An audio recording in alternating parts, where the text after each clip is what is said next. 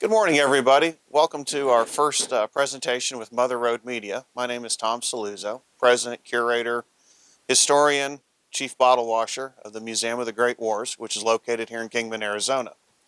We're standing on the lot which is going to become the museum. As it's been in the past, we've done presentations, we've done displays at National Bank of Arizona. We have a permanent display at Pawn World 2 on Northern. We currently have a display downtown in the Beale Celebrations building out in one of the windows. And this is where we're going to be building our building. We've got a 12 by 60 modular that we've purchased, which will be brought over in the next couple weeks by the good folks over at Mojave Homes. And we're on the corner of Butler and Van Nuys here in New Kingman. And tomorrow is Memorial Day, and I thought that what would be a great way to get started with this presentation is to bring some artifacts that bring to light the sacrifices that Americans have made for our country. All too often, when we talk about military conflicts, we talk about large numbers.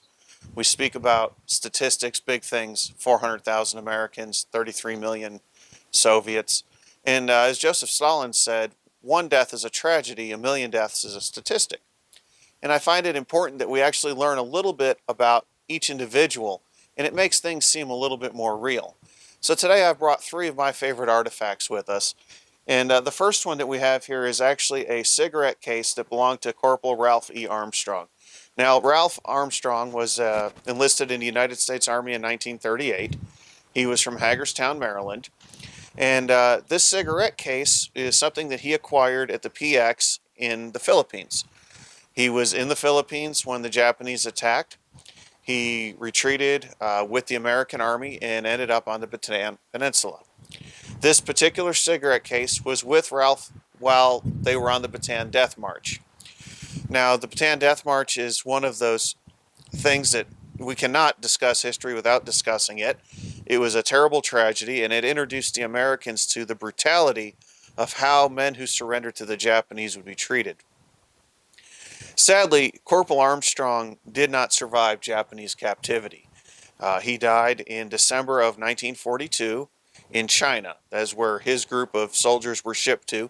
They were working at a tool and die manufacturing plant, and unfortunately, he did not come home. The cigarette case came to us through a collection of another gentleman, Bruce Callan. Now, Bruce was one of his good friends, and we actually have Private Callan's paperwork and information as well, and that'll be a whole presentation at some other point in time. Now, Mr. Callan's story was nicer. He survived the war, came home, ends up marrying one of the Army nurses who took care of him at the hospital in California where he was convalescing. He then spent the majority of his life in the Pacific Northwest working for PG&E. When he passed away, his artifacts were passed on to his grandson, who felt that we at the Museum of the Great Wars would be a good home for them. And we're honored to have not only his grandfather's stuff, but also such an important piece of history like this cigarette case that was on the Bataan Death March. I wish this cigarette case could talk and it could tell us the suffering that it witnessed in the brutality of conflict. It cannot, but all we can do is, through pieces like this, understand what men like Ralph Armstrong went through and honor them. The second piece I'd like to present to you guys today is a Purple Heart from the Korean War. When we receive a Purple Heart, the first thing that anybody does who's familiar with them is they'll pick it up, they'll open the box, you pause for a moment because you're actually hoping that there's not a name engraved on the back of it. This particular one does have a name engraved on the back of it, which is indicative of a young man or woman, as the case might be, who gave their life for their country. This particular individual was PFC Raymond H Morrison. And we don't know a whole lot about PFC Morrison. What we do know is he was a young black man from Cleveland, Ohio. He was drafted or voluntarily joined the service immediately after graduating high school. He went through boot camp, was sent by a troop ship to Korea, and unfortunately he gave his life on Heartbreak Ridge on September 28, 1951, as part of the 2nd Infantry Division. This is a particularly interesting display. With this, we've gotten several things. Number one, we have his dog tag. Nothing, and I mean absolutely nothing, is perhaps more personal than a dog tag to an American soldier. This was with him through basic, this is with him through through the transition overseas.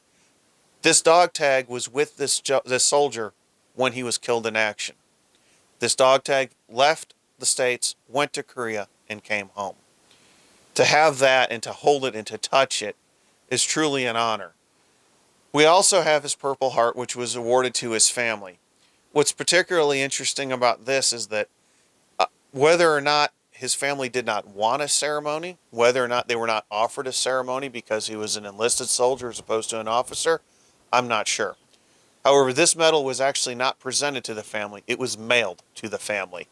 And what we have here is the quartermaster box with the address for his father, where this medal, presentation case, and dog tag were returned to the family.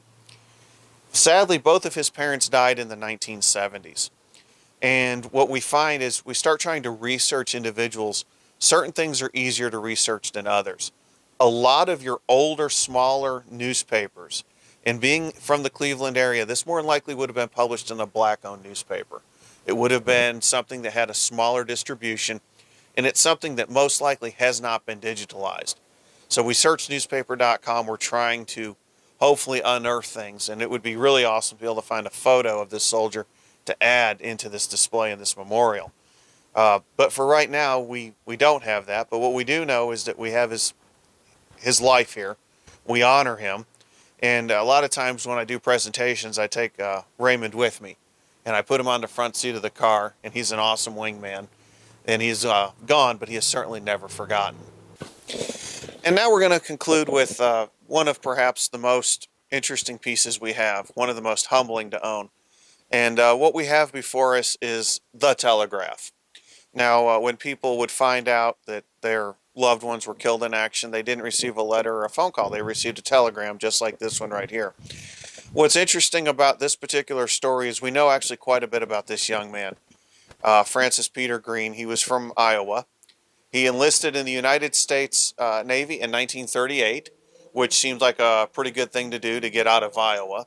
He went to boot camp at Great Lakes, or Great Mistakes, as so many other sailors have called it over the years. He was then sent to Newport News, where he did his advanced training as a fireman. And as a fireman, we're not talking about the sense of putting out a fire, but actually working in the engine room on a ship. He was sent to the USS Minneapolis, a heavy cruiser, and served with her. He was actually aboard the Minneapolis, which was just south of Pearl Harbor when Pearl Harbor was attacked by the Japanese on December 7th. Over the next 9 months, the Minneapolis would engage in 9 major engagements, concluding with the battle off of Tasfarona, which I have probably said incorrectly, and I apologize to everybody. This is yet another battle that took place near Savo Island off of Guadalcanal. This is also one of the worst shellackings that the United States Navy ever suffered. They knew the Japanese were coming. The Japanese had about 8 destroyers. We had several destroyers and 4 heavy cruisers, and lost 1 heavy cruiser sunk and 3 torpedoed and badly damaged, including the Minneapolis.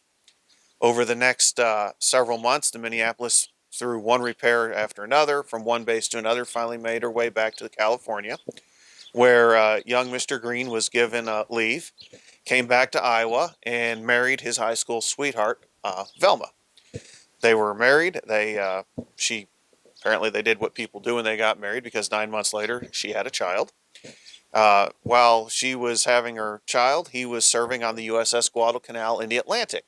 He had been assigned to an escort carrier. Now, the Guadalcanal had quite the interesting history. While in the Atlantic, she was hunting down German U-boats, quite successful. And 2 days before the Normandy invasion, they actually captured the U-505, which was a phenomenal feat of seamanship. Everybody was sworn to secrecy. They were absolutely freaking out that the Germans would find out that we had captured a U-boat, because then they would know we had the Enigma machine, even though we'd already had it. And so they returned back to the States. While aboard the Guadalcanal and just coming back to the States, he's promoted to a warrant officer. So he's gone from just being a basic enlisted sailor, he's fleeted up, and now he's a warrant officer as a carpenter's mate working as a damage controlman. He was given a stateside assignment. He didn't like it. He volunteered to go back to combat, and he was assigned to the USS Curtis, which was a seaplane tender. Sadly, the USS Curtis was struck by a kamikaze, and 32 men aboard her died, including Francis Green.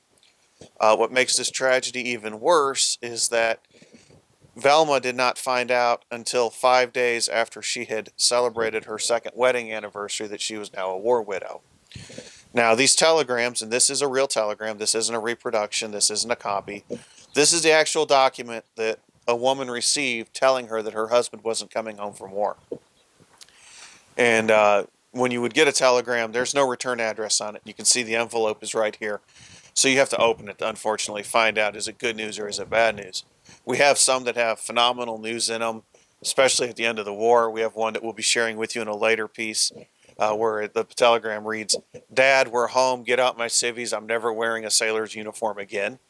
We have one from a soldier who was a medic with the 34th Infantry Division that he sent to his family just before deploying from New York that reads, "If I should fall, please remember that my last thoughts were of you." So they run the gambit. And as we do more of these presentations, we'll hopefully have a little better location and we'll be able to do a little nicer job for you, the audience. But with this being Memorial Day weekend, we wanted to bring things like this out. This particular piece, actually almost all of these are always on display over at the Pawn World 2 on Northern Avenue. Please feel free to come in and check them out. There's a phenomenal amount of history that we have on the walls there. And in closing, I would just simply like to thank Mother Road Media for coming out today. And I would like to just ask everybody to please remember them all. Thank you. Tom, can I ask you if someone wants to give you some help or donate or follow your Absolutely. progress, where can they go to do that? So you've got several different things. You can come to our website, museumofthegreatwars.org. I'm sure there will be a link on the Facebook posting with this video. There will also be a link to our Facebook page, or you can find my Facebook page. My name is Tom Saluzzo. I am the only Tom Saluzzo on Facebook that I'm aware of. There's like 12 of us in the country. Super easy to find. Shameless plug, we are selling raffle tickets for our 1989 Jeep Wrangler. We've got about 240 tickets left. He's going to pan over and take a shot of it. We'll be down at First Friday selling tickets in person. There's a link on our website where you can buy tickets, and we'll send them to you in the mail, or you can come by Pawn World 2 over on Northern Avenue and pick them up.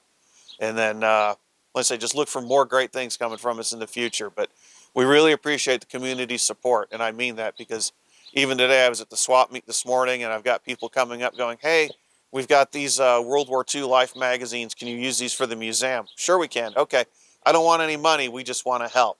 And we are a grassroots local museum. There's no federal money. There's no state money.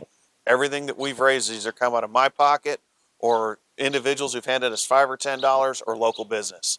So we appreciate it. Thank you guys so much.